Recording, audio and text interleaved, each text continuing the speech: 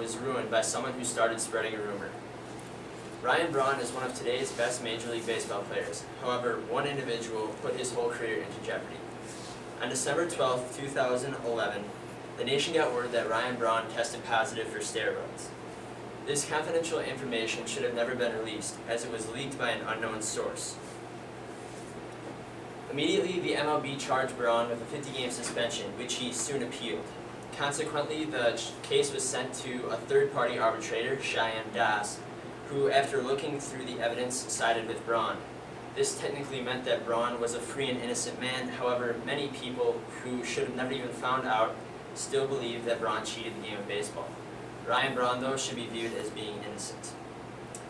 After the arbitrator made his decision, it was discovered that Braun won his appeal primarily due to a slip-up in the collection of his urine sample. Dino Lorenzi, the collector who took Braun's sample on Saturday, October 1st, 2011, was unable to reach a FedEx location by the end of the day. This resulted in him, get this, storing the sample in his basement for 2 whole days until FedEx opened on Monday. Although this collector, Dino, had claimed to have stored samples in his basement before, the arbitrator acknowledged this as an error and continued to look through the rest of the evidence in making his decision. Braun opened his life up to the arbitrator in hope of achieving justice. According to MLB.com, he was able to prove that he had tested negative 3 times earlier that season, in addition to having an extensive physical and blood test done. Through Brewers records, the arbitrator discovered that Braun did not gain a single pound during and around the time the test was taken. Also, he could see that Braun had not gotten any faster in his time trials from base to base.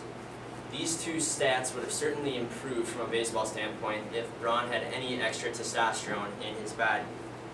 Together with the fact that the testosterone level in Braun's sample was 3 times higher than any other sample ever recorded in the MLB drug testing program, the strictest drug testing program in the world, clearly shows that he did not take the sample, or did not take any performance-enhancing drugs. Even if the collector technically followed protocol, something certainly could have happened to the sample while it was in his basement, which wasn't temperature controlled like the state-of-the-art FedEx holding facility. Plus, all the information in the MLB's defense is primarily based on Dino Lorenzi's word, but he didn't document any of the time that he was with the sample. For all we know, he could have been tampering with it in his basement for 2 whole days.